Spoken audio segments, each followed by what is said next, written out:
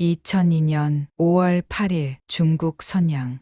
일본 총영사관 앞 한 남자가 3살 여자아이를 안고 철문을 향해 달립니다. 뒤에서 중국 공안들이 차옵니다. 철문이 열리고 가족들이 하나둘 안으로 들어갑니다. 그런데 이상한 일이 벌어집니다. 중국 공안들이 일본 영사관 안으로 침입합니다.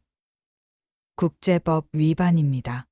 그들은 3살 아이의 손목을 잡아 끕니다. 아이는 비명도 지르지 않습니다. 그저 눈물만 흘립니다. 이 장면이 전 세계로 생중계됩니다. 여러분은 이것이 우발적인 사건이라고 생각하시나요? 아닙니다. 이것은 3년 이상 준비된 민간인 한 명이 설계한 언론과 국제기구와 외교 압박을 결합한 전례 없는 작전이었습니다. 그리고 이 작전의 중심에는 1000명의 가족과 그들을 3년간 보호한 한 남자가 있었습니다. 오늘 이야기는 단순한 탈북기가 아닙니다. 이것은 한 편의 국제 정치 스릴러이자 인간의 생존 본능과 전략이 만들어낸 기적에 관한 이야기입니다. 영상이 마음에 드셨다면 구독과 좋아요 부탁드립니다. 알림 설정까지 해두시면 다음 영상도 놓치지 않으실 수 있습니다. 1990년대 후반 북한은 고난의 행군 시기를 지나고 있었습니다. 수십만 명이 아사했고 살아남기 위해 많은 사람들이 두만강을 건넜습니다. 대부분은 혼자였습니다. 가족 단위로 탈북하는 것은 거의 불가능에 가까웠습니다. 발각되면 전원 처형이기 때문입니다. 그런데 한 가족은 달랐습니다. 이 가족의 중심에는 한 할머니가 있었습니다. 우리는 그녀를 외할머니라고 부르겠습니다. 외할머니는 1990년대 중반부터 두만강을 오갔습니다. 그녀는 중국에 친척이 있었고 그 연결고리를 이용해 강을 건널 수 있었습니다. 처음에는 혼자였습니다. 그러다 딸을 데려왔습니다. 그리고 사위를, 손자들을, 다른 친척들을 하나씩 데려왔습니다. 이것은 일반적인 탈북 브로커 시스템이 아니었습니다. 외할머니 자신이 브로커였고 가족들이 서로의 안내자였습니다. 비용도 없었습니다. 목숨을 걸고 서로를 구했습니다. 1999년까지 이렇게 모인 가족은 총 15명이었습니다. 그들은 중국 지린성의 한 마을에 숨어 살았습니다. 불법 체류자로서 언제든 신고당하면 북송될 수 있는 상황이었습니다. 그리고 1999년 이 가족에게 한 명이 더 태어납니다. 여자아이였습니다. 그 아이는 중국에서 태어났지만 부모가 북한 사람이었기 때문에 중국 국적을 받을 수 없었습니다. 신분도 국적도 미래도 없는 아이였습니다. 이 아이의 이름은 나중에 한 남자가 지어줍니다. 한미, 한국과 미국을 뜻하는 이름이었습니다. 이 아이가 한국이나 미국 같은 자유로운 나라에서 살기를 바라는 마음이었습니다. 그 남자의 이름은 문국한이었습니다. 문국한은 탈북자였습니다. 그는 1990년대 초반에 북한을 떠나 중국을 거쳐 한국으로 왔고 이후 탈북자 지원 활동을 시작했습니다. 그는 NGO 활동가도 아니었고 정부 관계자도 아니었습니다. 그냥 한 명의 민간인이었습니다. 하지만 그는 한 가지를 정확히 이해하고 있었습니다. 탈북자 문제는 조용히 해결되지 않는다. 1999년 문국한은 중국에서 이 16명의 가족을 만났습니다. 그들은 숨어 살고 있었지만 언제 신고당할지 모르는 상황이었습니다. 특히 갓 태어난 아기 한미는 더욱 위험했습니다. 중국에서 불법 체류자의 아이들은 종종 인신매매의 대상이 되었습니다. 문국한은 결단을 내렸습니다. 이 가족을 보호하고 결국 한국으로 데려가겠다고. 그는 먼저 이 가족에게 거주지를 마련해 주었습니다. 그리고 생계를 지원했습니다. 아이들이 중국 공안에게 발각되지 않도록 외부 출입을 최소화했습니다. 문국한은 정기적으로 이 가족을 방문하며 물자를 지원했습니다. 하지만 그는 단순한 후원자가 아니었습니다. 그는 전략가였습니다. 문국한은 알고 있었습니다. 16명이라는 대규모 가족을 은밀하게 한국으로 보내는 것은 불가능하다는 것을. 브로커를 통한 탈출은 비용도 막대할 뿐더러 16명 전원이 무사히 도착한다는 보장도 없었습니다. 그래서 그는 다른 방법을 생각했습니다. 세상이 알게 하자, 세상이 압박하게 하자. 문국한은 이 가족의 이야기를 국제사회에 알리기로 결심했습니다. 하지만 어떻게? 탈북자들의 증언은 이미 많았습니다.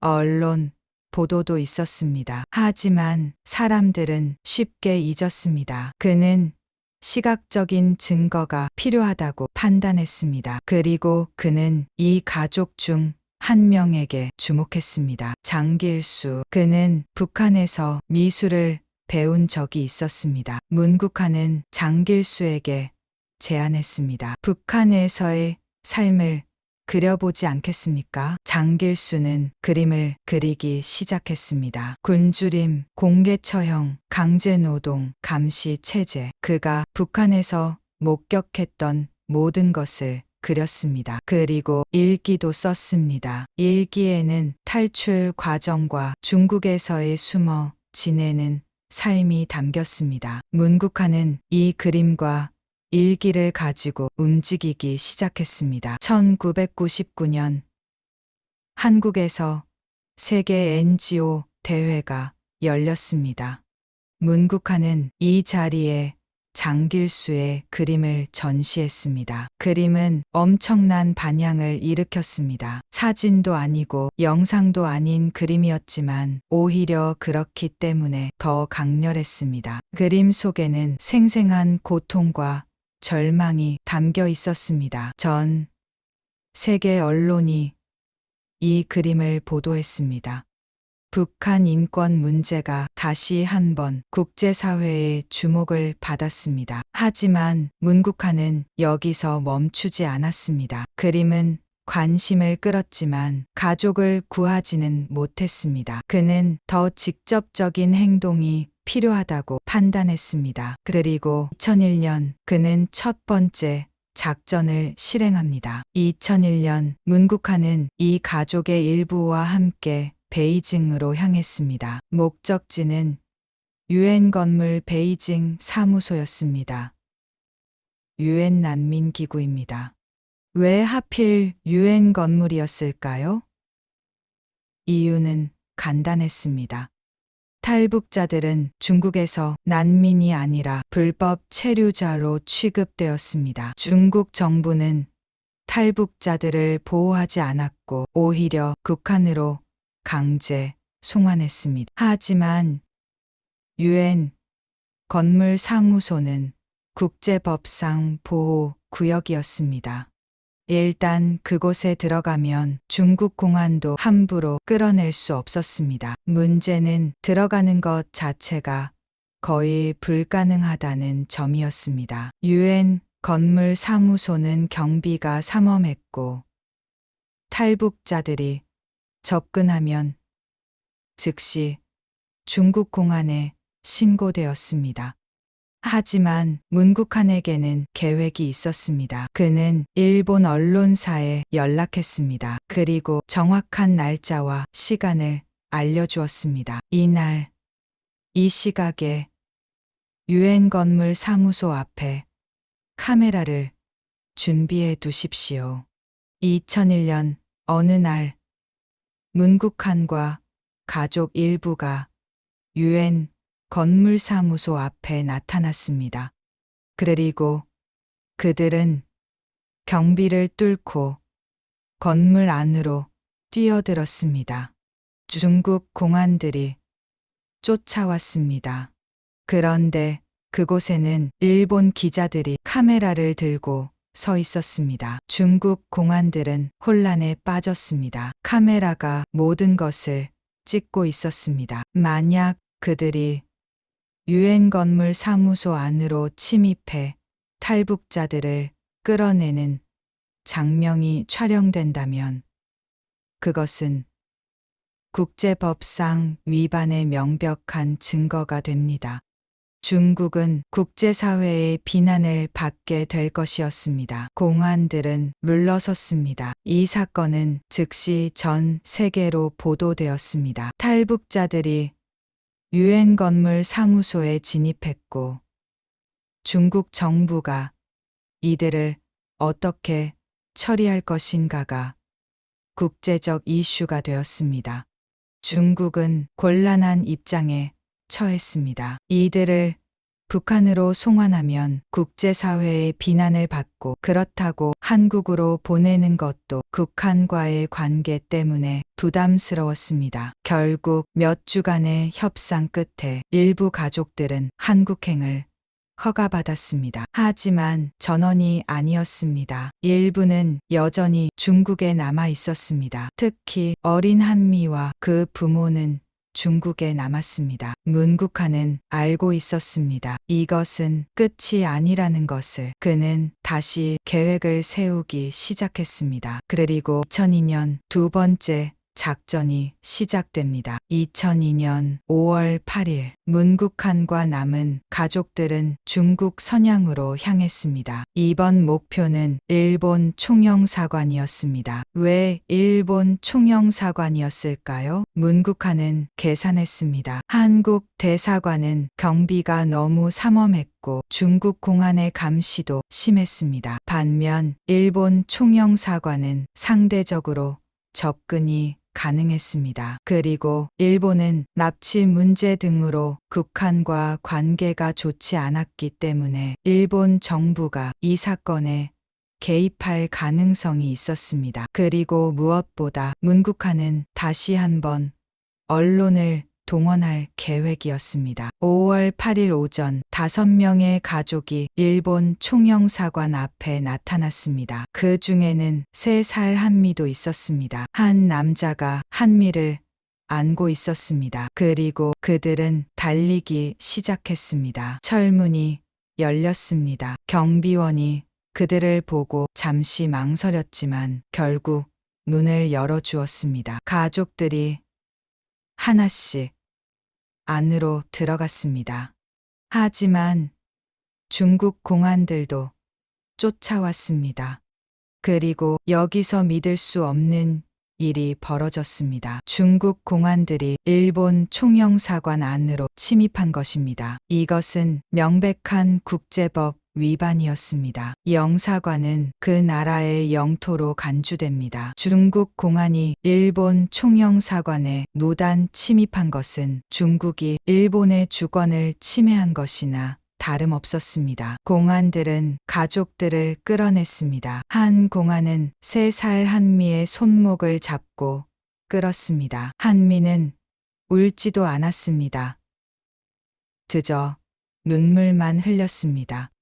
큰 눈으로 카메라를 바라보며. 그렇습니다. 이번에도 카메라가 있었습니다. 문국한은 다시 한번 일본 언론사에 연락했고 기자들은 현장에 있었습니다. 그들은 모든 것을 촬영했습니다. 중국 공안의 침입, 아이를 끌어내는 장면, 일본 영사관 직원들의 소극적 대응까지. 그 영상은 그날 저녁 전 세계로 퍼져나갔습니다. 일본에서는 엄청난 여론이 들끓었습니다. 중국 공안이 우리 영사관에 침입했다.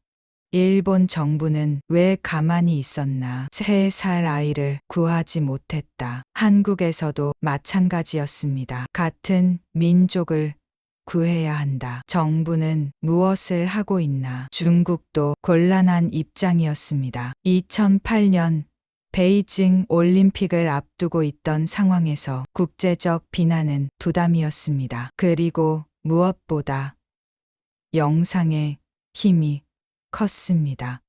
3살 한미의 눈물, 그 침묵, 그 작은 손목을 잡고 끌어내는 중국 공안.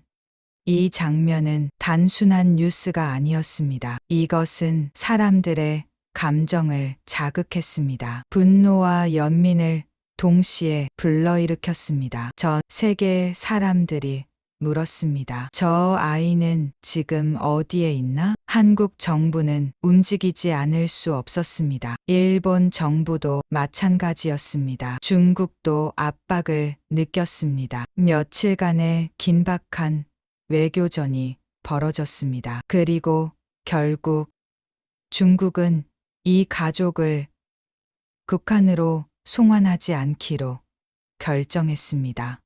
대신 제3국을 경유해 한국으로 보내는 것에 합의했습니다. 2002년 5월 말 이 5명의 가족은 필리핀으로 이송되었습니다. 그리고 그곳에서 한국으로 향하는 비행기에 올랐습니다. 3살 한미는 처음으로 자유로운 땅을 밟았습니다. 2002년 16명의 가족은 모두 한국에 도착했습니다.